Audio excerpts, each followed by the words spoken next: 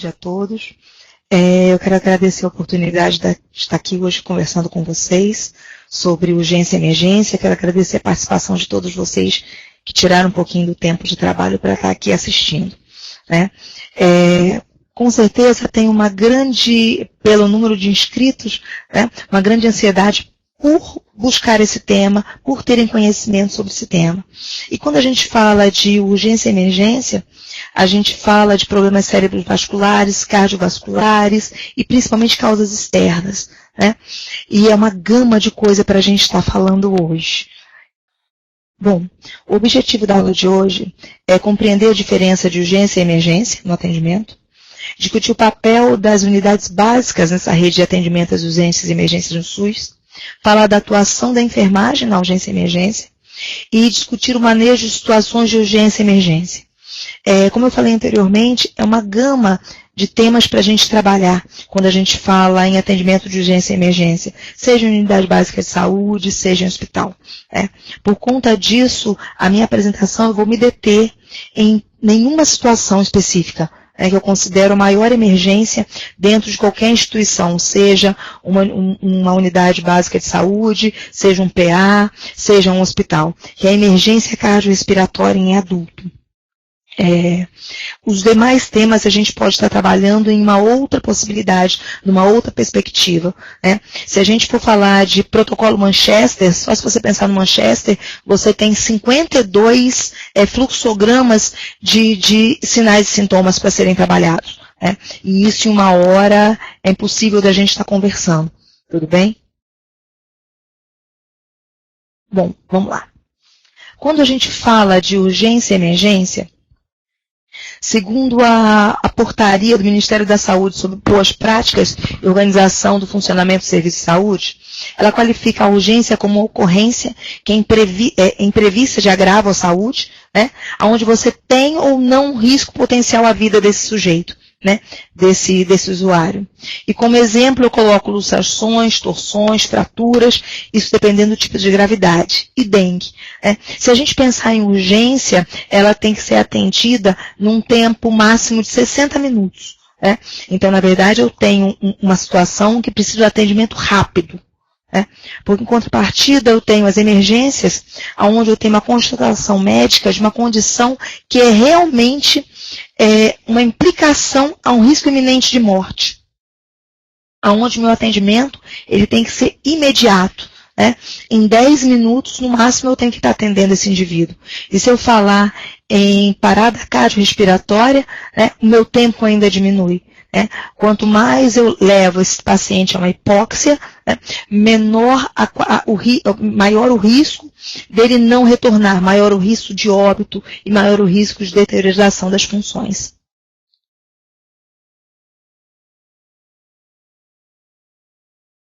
Bom, quando a gente fala de urgência e emergência, se a gente atentar para a nova portaria de 2017, da nova política de atenção básica, ela fala que a atenção básica, ela é o primeiro ponto de atenção, é a porta de entrada preferencial do usuário no sistema.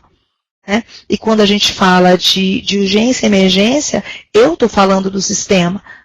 Então, a atenção básica, ela é o local do primeiro atendimento de urgência e emergência, é o local preferencial de atendimento. Mas a gente sabe que nem todas as unidades elas estão qualificadas para estar atendendo, para estarem realizando um atendimento de urgência e emergência, seja na qualificação pessoal, seja na qualificação de equipamentos materiais. Quando eu falo de qualificação profissional, eu não estou de forma alguma desqualificando o profissional que está nas unidades básicas de saúde. Pelo contrário, quem trabalha na unidade básica de saúde tem uma gama enorme de atividades para fazer. E além de tudo que ele faz, ele ainda tem de atender urgências e emergências. E nem sempre isso é o métier de trabalho dele. Diferente, por exemplo, de um profissional de alguém da enfermagem que trabalha no pronto-socorro, porque ela sabe que ela vai ter que atender aquilo, é o trabalho dela. Do profissional que trabalha com um paciente grave, que ele sabe que esse paciente ele pode exigir dele uma conduta relativa à urgência e emergência. né? Então, por isso que eu coloco a questão dos recursos humanos, que para quem está na unidade básica de saúde é algo muito mais difícil, porque é algo a mais em cima do que ele já faz, né? E pensando na estrutura física e na estrutura de equipamento, infelizmente, nós não podemos dizer que todas as unidades de saúde, a nível de Brasil, elas têm o mesmo aporte de equipamentos, de materiais para estarem atendendo as urgências e emergências, né? A gente sabe que tem unidades que não tem nem telefone, né? Como é que eu vou contatar a regulação se eu não tenho nem telefone? Eu vou pegar o celular de alguém, né? E isso acaba realmente acontecendo, infelizmente. Bom, dentro dessa rede de urgência e emergência, nós temos as unidades básicas de saúde, que elas, por um sistema de regulação, né, do serviço, ela acaba prestando o atendimento inicial a esse paciente, a esse cliente, a esse usuário, que vem com uma demanda espontânea de urgência e emergência, e pela regulação, ela acaba fazendo o encaminhamento desse paciente, né? Ela entra em contato com o sistema de regulação e o sistema de regulação, ele direciona esse paciente, esse cliente, para o melhor local, o local que possa melhor atendê-lo, frente à necessidade que ele está apresentando naquele momento, né? Mas de forma alguma, a unidade básica de saúde, ela pode se eximir de dar o primeiro atendimento a esse paciente, né? Em algumas unidades que você não tem uma estrutura adequada para dar uma estabilizada desse paciente, você vai prestar o suporte básico de vida, você vai fazer o atendimento inicial e vai encaminhar esse paciente, vai entrar em contato com o serviço de regulação, né? Para poder fazer o encaminhamento desse paciente. Eu estou falando paciente por conta do jargão dentro do hospital, né? Mas na verdade seria o usuário. Bom, se a gente pensar na atuação de enfermagem dentro das urgências e emergências, se a gente pensar na resolução do COFEM 423 de 2012, né, ela diz que no âmbito da equipe de enfermagem, a classificação de risco é algo privativa do enfermeiro. Ou seja, classificar risco é algo inerente à atuação do enfermeiro, esteja ele onde quer que esteja, né, inclusive na unidade básica de saúde. Mas ela fala também que para esse enfermeiro, ele fazer classificação de risco, né, ele tem que ter conhecimento e competência, né, que garante esse rigor técnico e científico desse procedimento, né. Então, ele tem que ter uma qualificação. Então, a gente vê que há uma necessidade da qualificação desse enfermeiro, há uma vontade desse enfermeiro se qualificar para poder estar atuando no serviço dele. Mas muitas vezes o serviço ele não tem esse aporte necessário de equipamentos e materiais para ele estar atuando. E quando a gente fala nas situações de emergência, né, toda a equipe ela tem que estar capacitada para o atendimento, né? Então aí a gente inclui os técnicos de enfermagem e inclui os auxiliares de enfermagem. Né? Todos nós somos corresponsáveis na atuação frente a uma urgência e emergência dentro de uma unidade básica. Não tem como a gente se eximir dessa atuação nossa, né? Mas só que eu tenho que ter um adequado serviço para poder trabalhar esse paciente, né? Bom, quando a gente fala em classificação de risco, né, no atendimento à urgência e emergência, em primeiro lugar, a gente tem que acolher esse usuário, né, e proceder à classificação. O acolher é a escuta qualificada desse usuário, né? É o ato de acolher, de orientar de forma adequada, visando garantir a continuidade desse tratamento e atendendo e pensando nos limites do serviço. Nem sempre esse acolhimento, né, a gente atende o que ele deseja, o que esse usuário deseja. Muitas vezes ele quer o atendimento imediato ali no local, né? Mas em grande parte das vezes ele precisa de uma orientação, na verdade, para que ele possa seguir um fluxo dentro da necessidade dele de tratamento e dentro do que o serviço de unidade básica pode proporcionar, né? E quando a gente pensa em classificação de risco, na verdade, eu estou estabelecendo prioridade clínica, né, para atender esse usuário, né? Através das queixas desse paciente, eu vou direcioná-lo dentro de uma rede, né? E nessa rede nós temos a unidade básica de saúde incluída. Bom, nós temos o usuário de serviço, né, que ele procura a unidade básica de saúde por diversos motivos. Para colher exame, para ir para a farmácia, para fazer consulta, para ir para a sala de vacina, fazer um procedimento, um curativo, por exemplo. Mas ele também pode procurar o serviço por demanda espontânea por conta de uma queixa de urgência e emergência. Né? E esse usuário, ele tem que dar entrada no serviço e tem que ser escutado. Né? Tem que ser avaliado e tem que ser definido qual a oferta de cuidado frente à demanda dele. Né? Então, a hora de atendimento de urgência e emergência, a gente não começa a atender urgência e emergência quando esse indivíduo aparece, quando esse usuário aparece. Eu tenho que ter dentro da minha unidade estipulado um fluxo de atendimento dessa pessoa. Né? Ela vai chegar, e qual é a primeira pessoa que ela vai encontrar? Qual é o primeiro funcionário que ela vai encontrar na unidade? É alguém da portaria? É alguém da recepção? Quem é essa primeira pessoa? Por que eu digo isso? Porque aí começa o acolhimento. Né? Porque a gente pode deturpar algumas informações por não ter toda a equipe da unidade, e eu falo a equipe como um todo, né? Não só a equipe da área médica, mas a equipe de apoio, ciente de como se dá o atendimento desse paciente, qual é o desse usuário, qual é o fluxo aqui dentro, né? E quais os serviços que ele vai receber dentro dessa unidade, né? O que a unidade comporta. Né? Então, por exemplo, as unidades elas poderiam ter um quadro fixo, né, nas unidades para que todo mundo soubesse quem é que faz o atendimento inicial desse usuário. Né? Quem faz o atendimento? Quem é responsável por essa pessoa? Porque fica mais fácil a comunicação dentro da unidade. Você facilita quando você determina, quando você dá nome às pessoas. Né? Quando você já determina qual fluxo que ela vai seguir, quem que ela vai procurar. E quando a gente fala de classificação de risco, o enfermeiro é o responsável pela classificação. Né? Então, esse usuário, ele procura o serviço, a demanda dele é escutada, pensando se no problema dele é um problema agudo. Né? Se for um problema agudo, qual o tipo de atendimento que ele vai receber? É um atendimento imediato? É uma urgência ou emergência que ele vai ser atendido até 60 minutos? Né? O atendimento dele é prioritário? É ou não? Né? Se não é, ele pode ser atendido no dia, ele tem um encaixe de consulta, alguém pode verificar e resolver o problema dele, ou eu vou ter que encaminhá-lo para algum serviço. Né?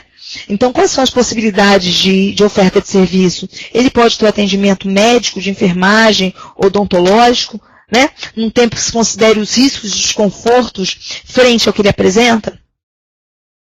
É um cliente, um usuário que vai permanecer depois desse primeiro atendimento em observação? Há essa necessidade? Se há essa necessidade, aonde ele vai ser mantido em observação? As unidades, elas têm sala de observação? Né? E o que tem dentro dessa sala de observação? E ele vai ficar nessa sala sozinho? Quem vai ficar com ele? Né? Então, quem são esses atores dentro da unidade básica de saúde que vão prestar esse atendimento a essa demanda espontânea que é de urgência e emergência? Né? E caso esse cliente ele permaneça na unidade de observação e ele precise ser removido, ser encaminhado, como se dará esse encaminhamento? Né? Vai se fazer um contato com o serviço de regulação? Como é que vai ser? Né? Ele vai para onde? Quais são as possibilidades? Porque a gente não pode esquecer que esse indivíduo que ele nos procura, ele está vinculado a um grupo social. Ele tem família, ele tem filhos, ele tem alguém que ele se vincula. Né? E nesse momento da remoção, da permanência dele em observação, desse atendimento inicial, ele não está sozinho. Mesmo que ele esteja sozinho na unidade, tem alguém em casa preocupado por ele. Né? Então, qual é esse fluxo de atendimento? Ele entende esse fluxo de atendimento? Ele entende que ele pode ter que permanecer na unidade ou que o problema dele é algo que pode ser resolvido de outra forma? Bom, o sistema classificatório que a gente utiliza hoje no Brasil nas unidades básicas de saúde, no sistema, na atenção às urgências e emergências no Brasil, a gente utiliza o sistema Manchester. Né? E como eu havia falado no início da apresentação, o sistema Manchester ele tem 52 fluxogramas, né? Pensando nos sinais e sintomas que são apresentados pelo usuário. Né? A gente classifica no sistema Manchester essas queixas em cores, né? Pensando na gravidade desse paciente, desse usuário. Usuários que chegam com uma queixa relacionada à emergência, eles são atendidos imediatamente. Então, o tempo de atendimento é 0 minuto. Ele chegou, a queixa foi identificada, a situação, o problema foi identificado e ele é imediatamente atendido. Ele deve ser imediatamente atendido. Quando a gente tem uma classificação de muito urgente, significa que esse usuário ele tem que ser atendido até 10 minutos. Né? Então, esses usuários eles vão ser atendidos na unidade. Né? A classificação de urgência, né, significa que as pessoas vão ser atendidas até 60 minutos. A classificação de pouco urgente são pessoas que podem aguardar o atendimento, ou elas podem ser encaminhadas para outros serviços. Então, elas têm um período de atendimento, um tempo máximo de 120 minutos.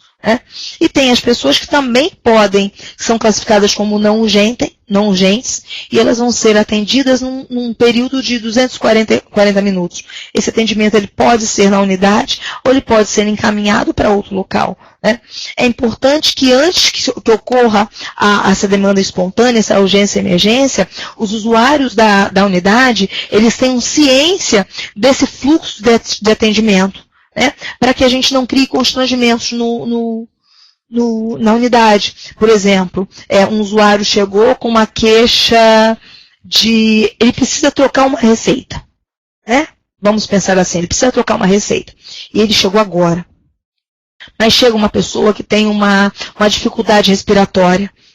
Ela tem uma dificuldade respiratória, já está usando musculatura acessória para estar ventilando.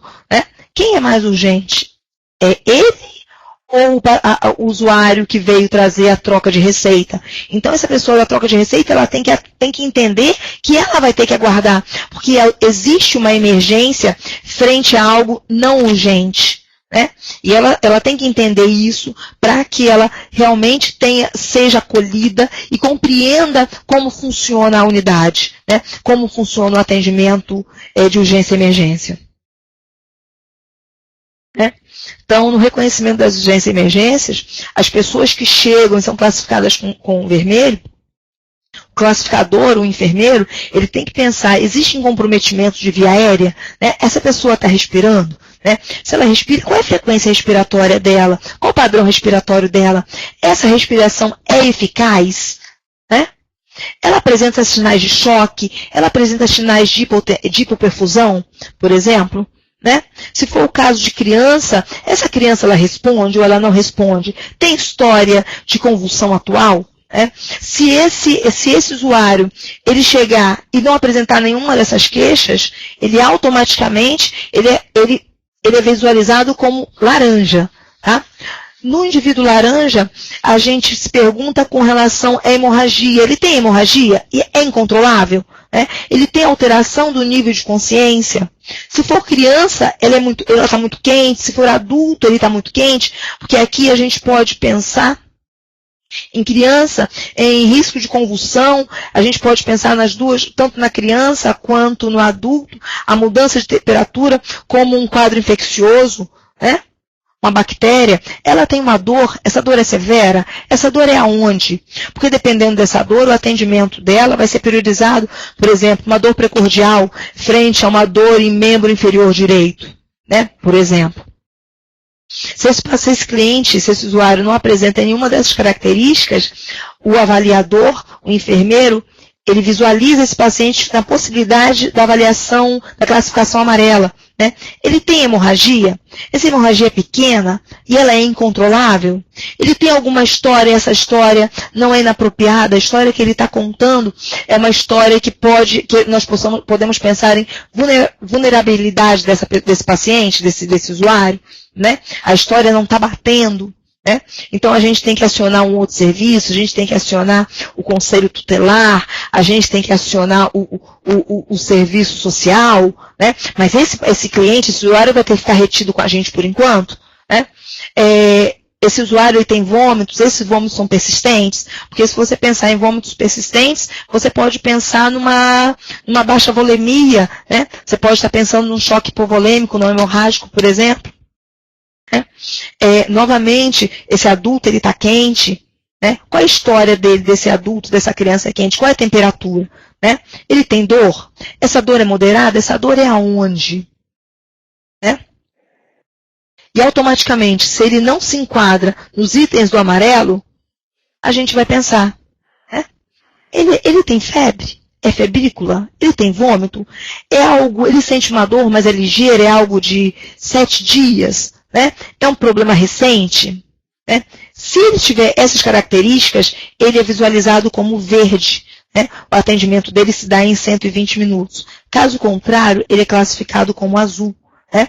A avaliação dele vai se dar em 240 minutos. Né? Ele é o menos prioritário de toda essa cadeia de avaliação. Bom, e frente a esse atendimento imediato, prioritário e atendimento do dia, a gente se pergunta, como é que eu vou atender? Como é que eu, técnico de enfermagem, auxiliar de enfermagem, enfermeiro, vou me posicionar frente a essas 3 necessidades? De um atendimento que é imediato, prioritário, ou um atendimento que vai ser realizado durante o dia?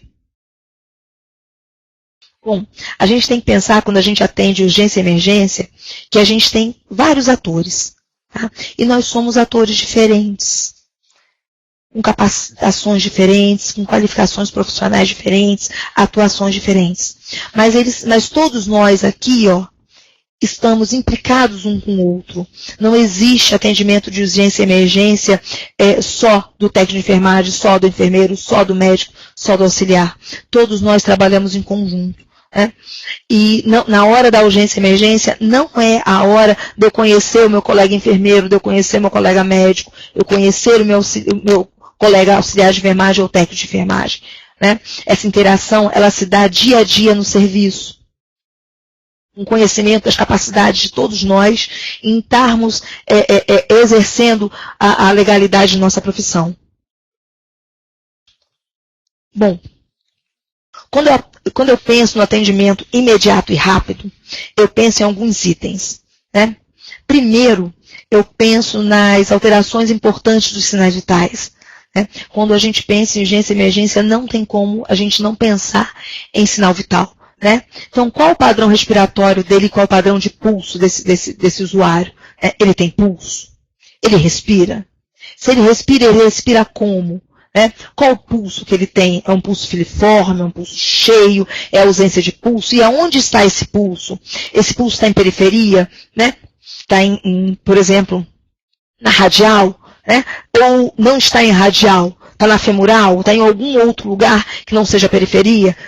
Esse pulso ausente, ele me indica uma parada respiratória, uma parada cardíaca. Pode ser indicativo de uma parada cardíaca.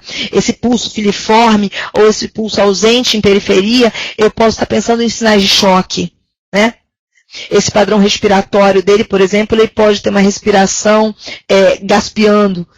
Ele pode ter uma respiração agônica, que é uma respiração que não se sustenta por si só. É um paciente que vai entrar numa falência respiratória e incorre num problema de uma parada respiratória. Ele usa musculatura acessória. Se ele usa musculatura acessória, significa que ele tem um padrão respiratório não eficaz.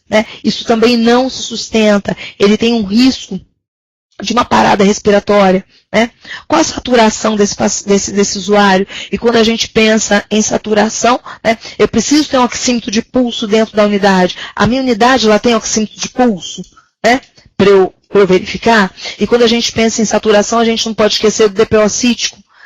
Esse paciente DPO cítico, esse usuário DPO cítico, ele não vai saturar 96, 95. O padrão dele é 88, 92 no máximo. Continuando ainda nos sinais vitais, qual é a frequência cardíaca desse usuário que nos procura na unidade? Ele é bradicárdico? Ele é taquicárdico? Qual é a pressão arterial? Ele tem pressão arterial sistólica e diastólica? Se ele tem, é baixa? Está baixa? Está 90 por 50? 90 por 50, você pensa numa hipoperfusão tecidual, numa falta de oxigênio. né, para os tecidos, né? Então ele não vai estar fazendo via de glicose, ele pode estar fazendo via da glicólise, que não se sustenta, né? Esse paciente pode estar em choque ou entrando numa situação de choque, né? Esse usuário que procura, ele tem algum outro sinal? Ele tem sinal de hipoperfusão, aonde você pode estar pensando em choque mais para frente, numa parada cardiorrespiratória? Ele tem livedo reticular, que são aquelas linhazinhas azuladas ou avermelhadas na pele, né? Ele tem a pele úmida, né, e fria, que é um sinal de hipoperfusão, porque você tem fechamento de periferia, né, vasoconstricção de periferia, né? Ele tem alteração no enchimento capilar, né, que é um sinal também de hipoperfusão. Saindo das alterações, né, de sinais vitais, a gente pensa em níveis de consciência. Esse indivíduo que nos procura, esse usuário, ele tem rebaixamento de nível de consciência? Ele tem alteração dessa consciência? Ele está confuso, agitado, rebaixado? Isso pode ser sinal de hipóxia, né, que pode ser relacionado a um problema respiratório ou um sinal de uma hipoperfusão, por exemplo, né? Ele tem alteração neurológica aguda, né? Ele falava e agora não fala, ele andava e agora ele não anda, ele está confuso no tempo e no espaço, ele não sabe onde ele está, ele não responde a questões simples, né? Você pode estar pensando no acidente vascular, né? Esse usuário que ele chega, ele tem dor e essa dor é precordial, né? Se essa dor é precordial, você pode pensar em um infarto agudo do miocárdio, né? Se essa dor ela não é precordial, bom, mas essa dor é aonde? Né? A gente tem paciente com infarto, né? Que a dor não é precordial, a dor ela está, na verdade, ela irradia para braço, irradia para nuca, ou mesmo irradia para a região epigástrica, né? Para estômago. Então, no atendimento imediato, seja o técnico de enfermagem, seja o enfermeiro, seja o auxiliar de enfermagem, né, ele tem que ter noção dessas possibilidades, né, de alterações no usuário que chega até o serviço, né, e pensar qual o significado dessas alterações, né, qual o significado clínico, quais as possibilidades de alterações clínicas que esses sinais, esses achados podem estar dizendo para mim. Bom, então esse usuário, ele chega no serviço, ele é acolhido, né? E como eu disse anteriormente, quem acolhe esse usuário? Somos todos nós, né? Quem tem as respostas para ele? Quem pode oferecer as respostas para essas informações que ele necessita? Né? Se não sou eu que estou ali na frente, né? Se não sou eu que estou na recepção, se não sou eu que estou ali na porta, né? Para quem eu encaminho? Né? E ele tem que entender que esse acolhimento nem sempre é o que ele quer, né? Que é o esperado, eu quero ser atendido aqui. Às vezes a unidade ela não tem essa possibilidade de atendê-lo, né? Não comporta a necessidade que ele apresenta. Além disso, eu tenho que ter classificação de risco na minha unidade, né? E aí o enfermeiro é responsável pela classificação de risco. Mas aonde que ele vai classificar? Eu tenho espaço, né? Aonde que eu vou registrar essa classificação de risco? Né? E eu só vou fazer classificação de risco? Quantos enfermeiros eu tenho na unidade? Porque eu tenho classificação de risco, eu tenho grupo, eu tenho assistência, né? Então quem é que vai fazer? Né? Qual é a logística de atendimento desse usuário que vem nessa demanda espontânea? Né?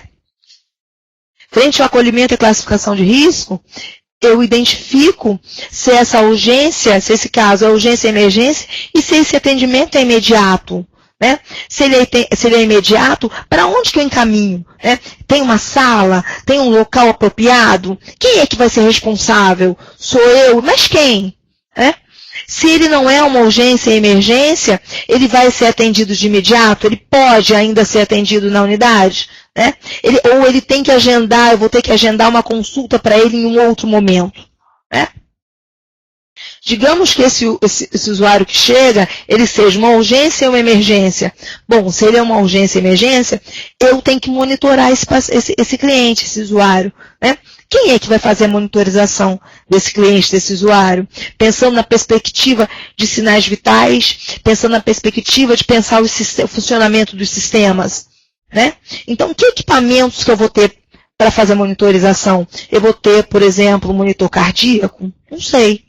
eu vou ter um aparelho de PA, que isso eu sei que eu tenho na unidade, né? Eu sei que eu tenho um glicosímetro, por exemplo, para verificar a glicemia dele. Será que ele chegou com um quadro de confusão? É uma hipóxia? Ou é uma alteração glicêmica? Na verdade, ele está com uma glicemia baixa e quem vai resolver o problema dele é uma ampola de glicose a 50%. Né? Além disso, monitorização. Quando eu penso de urgência e emergência, na minha unidade eu tenho que ter oxigênio. Né? Porque quando eu penso urgência e emergência, tratamento básico inclui, na grande maioria das urgências e emergências, a oferta de oxigênio. Eu tenho oxigênio, né? Mas mesmo que eu tenha oxigênio na unidade, o oxigênio, ele é um medicamento, eu posso classificá-lo como um medicamento, né? Quanto que eu vou ofertar? Eu posso ofertar? Né? Quem vai prescrever? Eu posso colocar um catéter de oxigênio a 2 litros nesse usuário? Ou eu tenho que esperar a prescrição? Alguém tem que prescrever? Tem médico na unidade durante todo o funcionamento da unidade? Né? Se eu pensar aqui onde eu estou, que é na Grande Vitória, a grande maioria das unidades tem. Mas quando eu penso a nível de Brasil, será que todas as unidades têm? Né? Esse é um outro dificultador do trabalho do atendimento de urgências e emergências nas unidades básicas de saúde. Nós temos realidades de processos de trabalho totalmente diferentes, né? Pensando nas unidades, né, a nível de Brasil. Bom, e esse usuário que chegou, que é uma urgência e emergência, né, onde eu fiz a classificação de risco, determinei a necessidade dele permanecer, do atendimento ser feito na unidade, ele precisa ser monitorado, já tem a determinação de quem vai trabalhar com esse paciente, quem vai monitorá-lo, né, eu tenho toda a equipe dando suporte. Né? Quando a gente pensa urgência e emergência, todo paciente que é urgência e emergência, ele precisa ter acesso venoso. Né? E esse acesso venoso na unidade básica de saúde é um acesso venoso periférico. Né? Então eu preciso ter. Né? E esse acesso venoso é utilizado para quê? Para medicação. Né? Mesmo que eu esteja pensando num soro fisiológico, é uma medicação. Essa medicação eu tenho disponível frente à urgência e emergência que eu atendo na unidade. Né? Pensando nisso, qual é o perfil do usuário da minha unidade? Né? Para eu saber que tipo de medicações eu preciso ter na unidade. E essas medicações, elas vão estar aonde? Né? Eu tenho um carro de emergência, eu tenho uma maleta de emergência. Se eu pensar aqui onde estou, na Grande Vitória, a grande maioria, ou se não a totalidade das unidades, elas têm isso aqui. Né? Mas, novamente, a nível de Brasil, todas as unidades elas têm carro ou maleta de emergência. Né? Existe monitor cardíaco? Porque se eu pensar em atendimento, eu considero a parada cardiorrespiratória a maior emergência dentro de qualquer serviço. Né? E eu não atendo parada cardiorrespiratória pensando no atendimento avançado sem um monitor cardíaco para determinando qual é o ritmo cardíaco desse paciente, né? Para estar implementando o atendimento. Não existe monitor cardíaco, mas existe desfibrilador externo automático? Quem sabe operar esse desfibrilador? Né? Não é na hora da emergência que eu conheço o material e equipamento. Né? Esse material e equipamento ele tem que ser conhecido previamente, antecedendo a qualquer emergência. Né? E esse usuário que está na unidade, que precisa de atendimento de urgência e emergência, ele vai ficar onde? Né? Porque se eu não tenho uma sala de estabilização, uma sala de observação, uma sala que é reservada, ele vai estar num consultório. Né? E eu gero um problema dentro da instituição. Ele está dentro de um consultório. Esse consultório seria utilizado agora? Né? Eu teria um atendimento médico, um atendimento de enfermagem, um atendimento psicossocial nesse consultório? Porque se tivesse, né, eu tenho que remanejar esse atendimento para outro local. Né? Então, na verdade, todo atendimento de emergência, ele tem que ser pensado antes que a emergência ocorra. O meu fluxo de atendimento, ele tem que ser pensado antes do atendimento de emergência por si só. Né? E caso eu não tenha nada disso disponível na minha unidade, né, o atendimento que vai ser realizado é o suporte básico de vida. É o que eu posso realizar nessa instituição. É o que eu posso realizar nesse momento. Né? Eu não estou negligenciando o atendimento. né? Na verdade, eu estou atendendo frente ao que a minha unidade ela comporta. Né? E esse usuário ele vai ter que ser encaminhado pela central de regulação de urgência e emergência. Né? Ele tem que seguir um fluxo. Né? Visto que na minha unidade eu não comporto uma outra forma de atendê-lo. Né? Que seria o atendimento avançado. Se eu pensar em emergências cardiológicas, seria o atendimento avançado. Né? Então, se eu pensar em suporte básico de vida, eu estou pensando no atendimento desse usuário seguindo 5 elos de atuação. Tá? 5 elos. E eu posso dizer que a unidade básica da saúde ela é uma unidade pré-hospitalar, né? Mas uma unidade pré-hospitalar fixa. Né? Porque ela não é hospitalar, não é um hospital. Né? Então, eu posso chamá-la dessa forma. Então, meu primeiro elo é o reconhecimento, né, da emergência ou da urgência e o acionamento do serviço médico de emergência. Então, pensando naquelas premissas que eu falei anteriormente, dos sinais vitais, né, quais são os sinais de deteriorização desse usuário que me fazem dizer que ele precisa ser atendido, né, que ele precisa ser realizado nele um atendimento de urgência e emergência. Frente a isso, se a minha unidade ela só comporta suporte básico de vida, imediatamente eu tenho que acionar o sistema de regulação. Né? Se nessa emergência, quando eu falo suporte básico de vida, eu estou falando de suporte básico de vida pensando em parada cardiorrespiratória. Tá? Quando eu reconheço esse usuário como em parada cardiorrespiratória, significa que ele não respira, ele não ventila e não tem pulso. Se esse indivíduo, se esse usuário ele não ventila, não tem pulso, imediatamente o próximo elo é realização de ressuscitação cardiopulmonar, né, de forma imediata. Pensando que quando eu contatei esse serviço médico de emergência, seja externo por conta da regulação ou comuniquei às pessoas da unidade que eu tenho uma emergência, eu penso que após a minha ressuscitação cardiopulmonar, eu preciso de uma rápida desfibrilação. Pensando em adulto, a maioria dos adultos, nós paramos em fibrilação ventricular. Em ritmo, o nosso ritmo de parada é um ritmo que é tratado com choque, que é tratado com desfibrilação.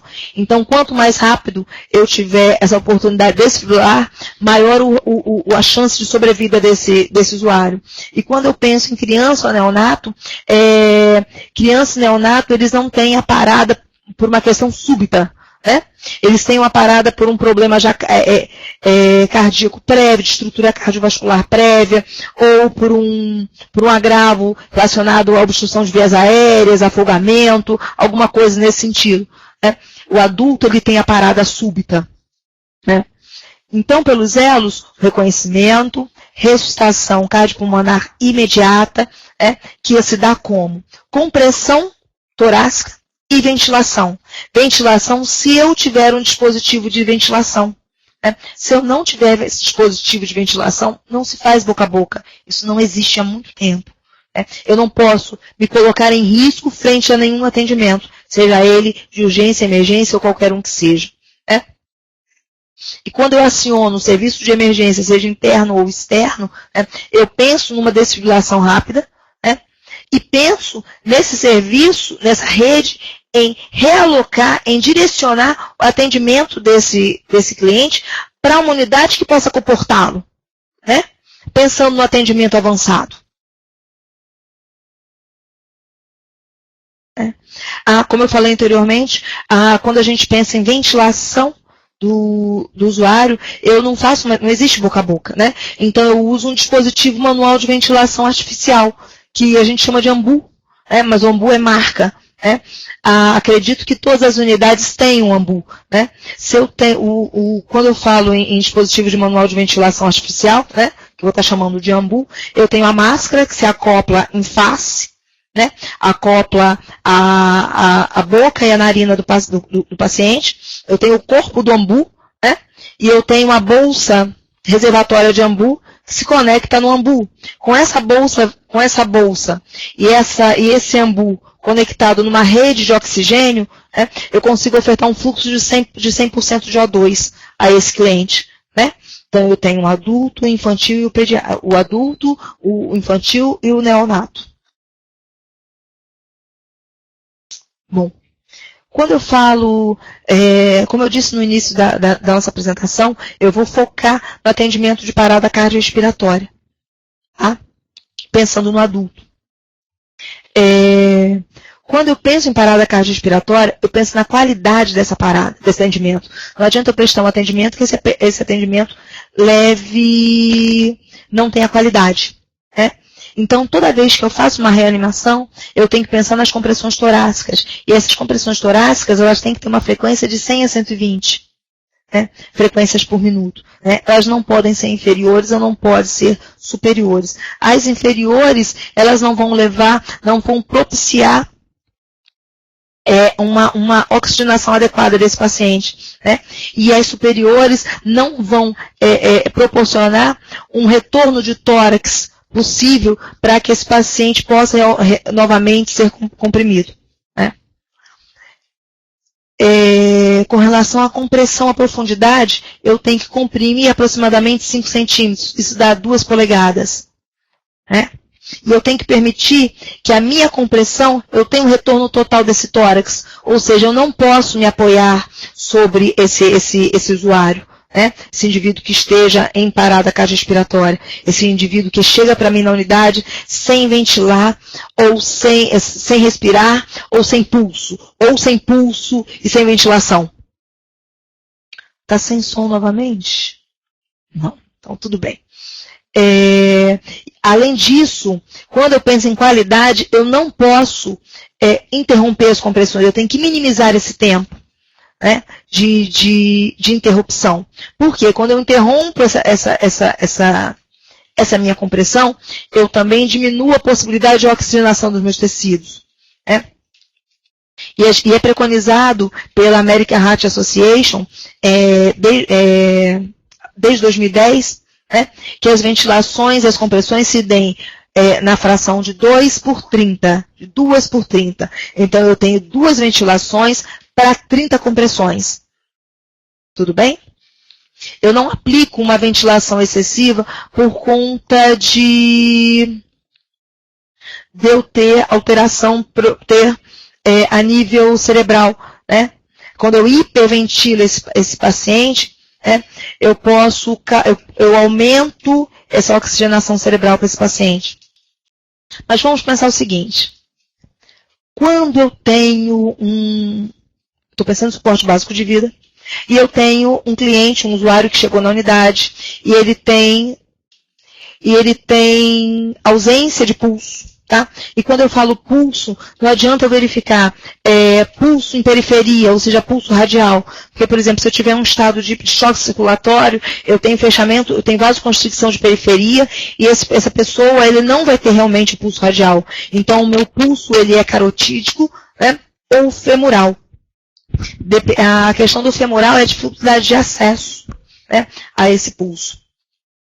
Se eu reconheço que esse paciente, que esse usuário, ele está em parada cardiorrespiratória, né, eu aciono o serviço médico de emergência, considerando que eu tenho que reconhecer essa ausência de pulso e essa ausência de respiração em 10 segundos. Se por acaso deu 10 segundos eu não consigo verificar, né, eu estou em dúvida, né, então eu considero como se, né, eu considero como se estivesse ausente.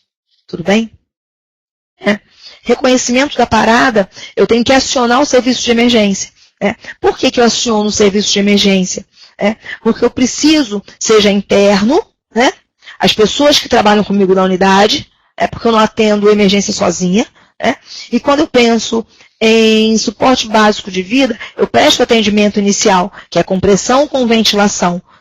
Mas se esse paciente ele precisa de um atendimento avançado, eu tenho que pensar que esse paciente precisa de um dispositivo para aplicação de choque, para desfibrilação, eu preciso de um carro de emergência, ou se eu não tenho isso dentro da unidade, eu preciso direcionar esse cliente para um fluxo.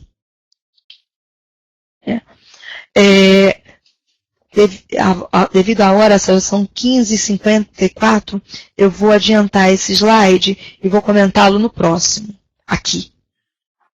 Eu tenho um usuário que chegou na unidade e esse usuário, ele não apresenta pulso, pulso carotídeo, né? Não, a gente não vê pulso de periferia, e ele não apresenta ventilação. E essa constatação de não ventilação e ausência de pulso, eu verifico em até 10 segundos. Né? Eu aciono o serviço de emergência interno, ou seja, eu aciono a equipe que trabalha dentro da unidade básica de saúde, e eu já tenho um fluxo de atendimento, né? Já pré-determinado. Né? Se eu tenho condições de atender esse indivíduo aqui na unidade, eu procedo o primeiro atendimento. Né?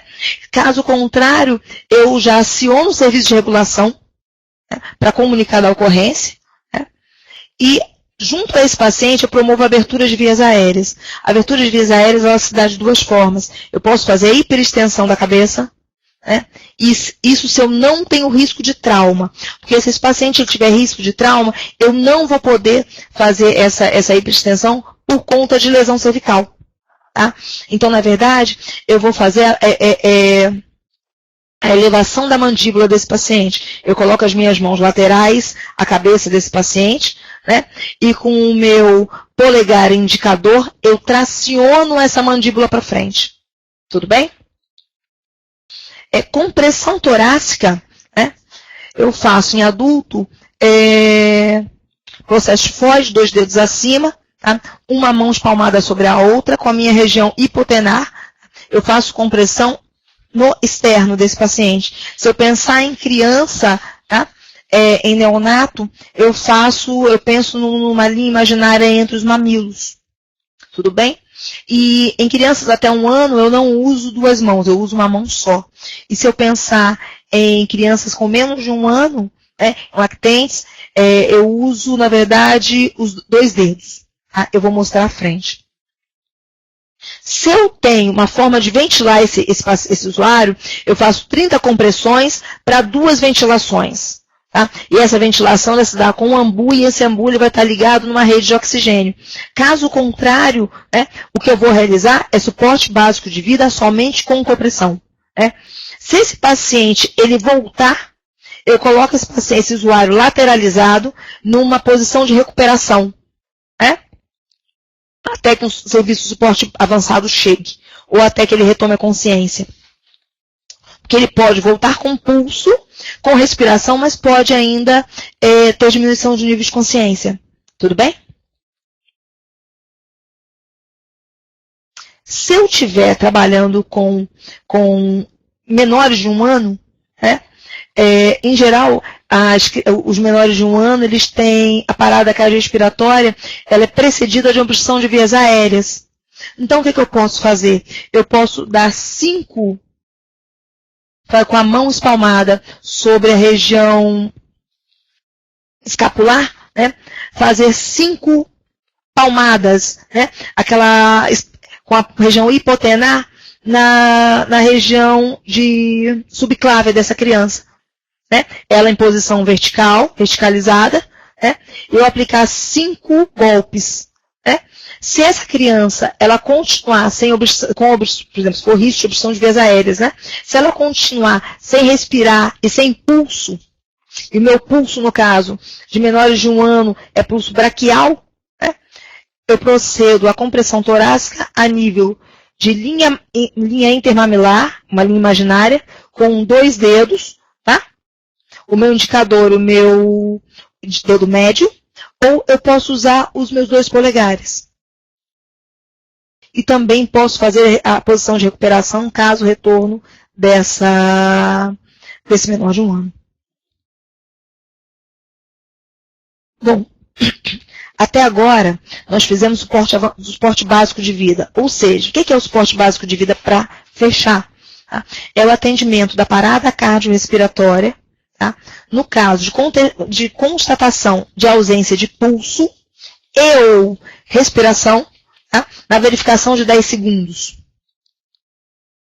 onde eu vou aplicar 30 compressões para 2 ventilações. Essas 2 ventilações, elas têm que ser com ambu ou com algum dispositivo de proteção que não seja a utilização de boca a boca. Se eu não tiver nenhum dispositivo para ventilação, eu vou proceder na unidade básica de saúde apenas às compressões torácicas.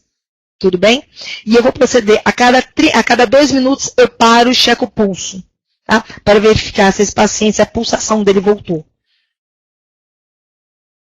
Se eu estiver na minha unidade básica de saúde, carro de emergência, tiver médico na unidade, eu posso, e se eu tiver segurança para realizar, eu posso realizar o suporte avançado de vida em parada cardiorrespiratória. Pensando que quando nós temos parada cardiorrespiratória, estou falando de adulto, o indivíduo ele pode parar, ele pode ter ritmo de parada que vai ser revertido com desfibrilação e ritmo de parada que não vai ser revertido com desfibrilação. Então, por exemplo, eu coloco aqui os ritmos de parada, que são ritmos passíveis de desfibrilação, são ritmos de fibrilação ventricular, tá? Que a gente chama vulgo FV. Aqui a gente tem um ritmo desorganizado, né? Você não vê complexo nenhum, QRS onda P, você não verifica, né? Você não tem. Ou eu posso ter taquicardia ventricular, né? Onde eu tenho o alargamento do complexo QRS e a única coisa que eu vejo aqui é uma espícula da onda P, que eu consigo identificar bem. Então, nesses casos, o tratamento preconizado na parada cardiorrespiratória, se eu tiver suporte avançado de vida, ou seja, eu tenho um carro de emergência, eu tenho uma maleta de emergência, eu tenho um monitor cardíaco, porque eu só sei qual o ritmo de parada se eu tiver um monitor cardíaco, e eu tenho que ter médico na unidade. Que eu preciso de intervenção medicamentosa, e eu preciso desse diagnóstico, de qual ritmo.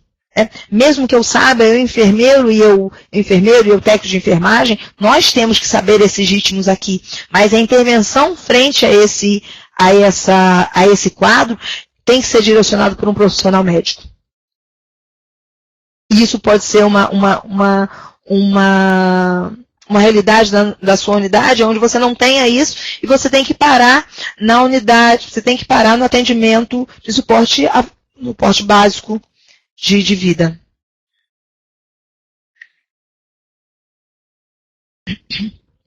Bom, se esse usuário, eu já realizei o suporte básico de vida, e eu já tenho, na unidade monitor cardíaco, tenho carro de emergência, e tenho médico na minha unidade, pode ser realizado nesse paciente o suporte avançado de vida, que significa o quê? Significa que eu vou começar a entrar com medicação nesse paciente e vou começar a fazer intervenções nesse paciente. Tudo bem? Então, toda vez que eu tiver um paciente que tenha, um ritmo de fibrilação ventricular ou taquicardia ventricular, são ritmos passíveis de serem tratados com desfibrilação. Certo?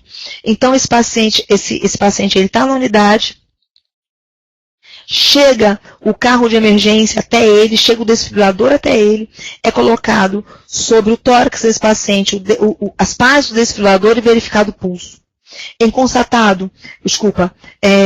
Verificado o ritmo cardíaco. Em verificado ritmo cardíaco passivo de choque, que é fibrilação ventricular, taquicardia ventricular sem pulso, é procedido o primeiro choque nesse paciente. E qual a carga elétrica para esse disparo desse choque? A carga elétrica a gente usa em dispositivos em monitores que são monofásicos, uma média de 200 joules, e nos monofásicos 360, e no bifásico a gente usa uma média de 200 joules, tá? Pensando para adulto. Quando a gente pensa em descarga elétrica no paciente, a gente não pode esquecer que a descarga elétrica, ela queima, né? Então, por conta disso, nas partes do monitor, a gente tem que passar, você tem que utilizar xilocaína, você tem que utilizar gel de contato. E esse gel de contato ele vai facilitar a condutibilidade do estímulo elétrico e além de evitar que esse paciente queime. né? E que ele tem uma área queimada por conta disso. E, além disso, quando a gente vai manipular desfibrilador, nós temos que lembrar que a carga que é disparada sobre esse paciente, ela pode atingir as pessoas que estiverem em contato direto com ele, ou em contato direto com o local no que ele está deitado. A gente não atende parada cardiorrespiratória em paciente sentado. Esse paciente ele tem que ser deitado em decúbito dorsal, reto. Retirado coxins, retirados qualquer dispositivos que não estejam permitindo que ele se mantenha em decúbito dorsal. Após o disparo de choque, toda vez que a gente tem um disparo de um choque de uma carga elétrica, esse paciente ele volta para suporte básico de vida, ou seja, ele volta para compressão torácica e ele volta para ventilação. Tá? Toda vez que esse paciente ele esteja sendo ventilado diretamente por AMBU e esteja sendo comprimido, tenha compressão torácica, eu realizo 30 compressões para 2 ventilações. E eu não posso realizar as duas juntas, as compressões e as ventilações de forma juntas, porque eu não tenho eficácia nem da ventilação nem da compressão. E eu realizo as compressões e as ventilações a cada 2 minutos. A cada 2 minutos eu paro, checo o pulso.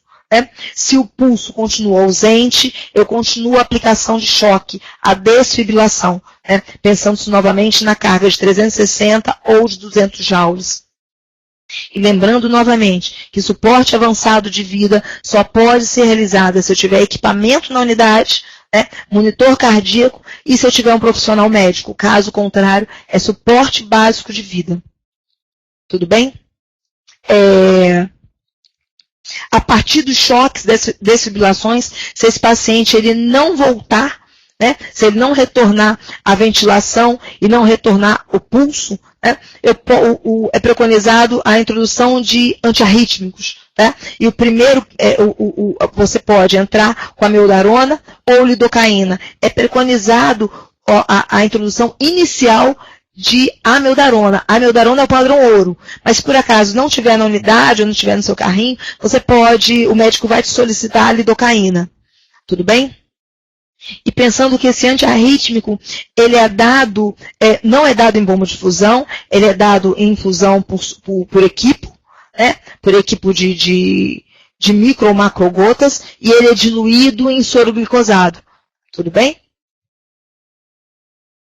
E ele vai sendo verificado, ele recebe tanto antes do antiarrítmico, é porque eu estou preocupada com a hora, desculpa, gente. Antes do antiarrítmico, o atendimento suporte básico de vida, compressão e ventilação, 2 minutos, verifica-se pulso, impulso ausente, qual o ritmo que esse paciente apresenta? É ritmo passível de desfibrilação? Desfibrila, primeiro choque, aplicado choque, novamente, suporte básico de vida, compressão e ventilação. 2 minutos, esse paciente para 2 minutos, novamente verifica-se ritmo, é ritmo passível de choque, novamente aplica-se segundo choque. O paciente foi desfibrilado, carga de 200 ou 360 joules, novamente esse paciente volta a ser comprimido e ventilado, 30 compressões por 2 ventilações. 2 minutos, para-se novamente, terceiro choque. Tudo bem? E a gente vai intercalando os choques com adrenalina 1 mg e amiodarona 300 mg. Tudo bem? Qual é a dose máxima de adrenalina, de epinefrina? Não tem isso. A gente tem um bom senso. A gente tem um bom senso de uma parada cardiorrespiratória, uma média de 20 minutos. Isso é uma média. Isso não é o determinante. Você vai pensar no quadro clínico desse paciente. Já atende parada, onde a gente ficou mais de 40 minutos atendendo o paciente. E foram muito mais do que 10 ampolas de adrenalina. E esse paciente ele voltou. Voltou, ainda foi embora dando tchau pra gente. Eu posso ter ritmos que não são passíveis de desfibrilação. Esses ritmos não passíveis de desfibrilação são 2. É o ritmo de assistolia, onde se você no monitor cardíaco você vai ter uma linha reta. Você vai ter ausência de qualquer estímulo. né? Seja elétrico ou mecânico. Né? E esse indivíduo, ele também pode, esse usuário, ele também pode ter o que a gente chama de AESP, né? Porque até eu falar atividade elétrica sem pulso, o paciente já parou de vez, né? Então, o que eu tenho? Na verdade, eu tenho um estímulo elétrico, né? Então, por isso ele tem complexo QRS onda P, mas esse paciente, ele não tem pulso, ele tem ausência de pulso. Por quê? Ele tem uma deteriorização da musculatura cardíaca que faz com que ele não tenha a capacidade a capacidade mecânica, né? Esse estímulo mecânico. Porque é um paciente, uma pessoa que já teve outras paradas, ou outras paradas cardiorrespiratórias prévias, ou é uma pessoa que já tem uma deteriorização por conta de uma doença cardiovascular, tudo bem? Nesse caso aqui, o tratamento preconizado a primeira coisa, tá? É ritmo realmente de choque. Porque, em algumas vezes, você vai conseguir esse ritmo de assistolia só por conta da desconexão dos cabos do monitor. Né? Então, na verdade, você não tem um monitor acoplado e você tem esse sinal, né? Essa linha reta, esse traçado. Né? Ou seja, ou melhor, essa falta de traçado. Então, a primeira coisa, checa monitor, checa cabo, muda a derivação. Será que realmente ele tem ritmo passivo de não choque? Será que realmente ele está parado? Né?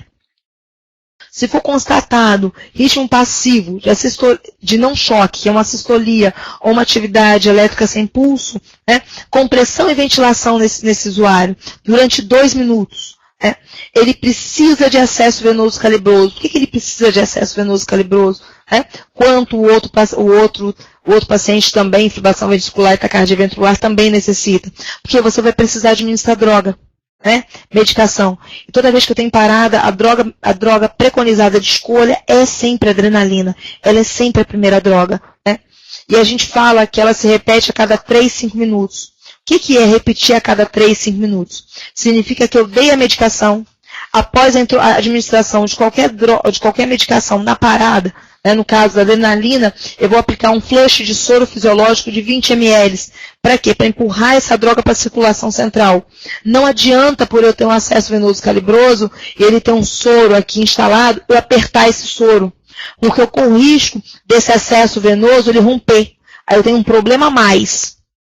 Né? E por conta da vasoconstricção, por conta da parada, o paciente ele faz vasoconstricção e eu não consigo visualizar essa rede vascular para estar funcionando, né? Esse paciente. Né? Toda vez que eu tenho um paciente em parada cardiorrespiratória e essa parada ela se mantém, né? Esse paciente está recebendo ventilação por AMBU, né? Mas só quando eu tenho um AMBU, eu tenho risco de perda, né? Desse oxigênio que está sendo administrado, por conta da vedação da máscara na face.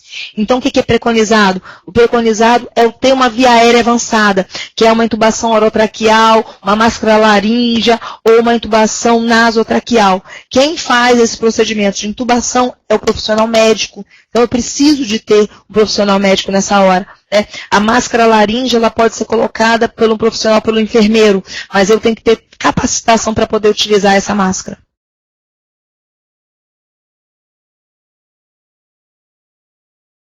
Bom, a priori, né, meio corrido, né, já são 4:12, era esse recado que eu tinha para passar para vocês com relação ao atendimento de urgência e emergência em unidade básica de saúde, pensando na parada cardiorrespiratória, considerando que é a maior emergência em qualquer serviço de saúde. Né? E essa aqui é a referência que eu passo para vocês. E quando a gente fala de qualquer atendimento de emergência, né, ela é um hábito. Né? Por que eu digo isso? Segundo Aristóteles, nós somos aquilo que fazemos repetidamente. Né? A excelência, portanto, não é uma forma de agir, mas um hábito. E quando a gente pensa em unidade básica de saúde, nós temos uma série de atribuições. E nem sempre essa atribuição é a parada cardiorrespiratória. Ela não é meu habitual.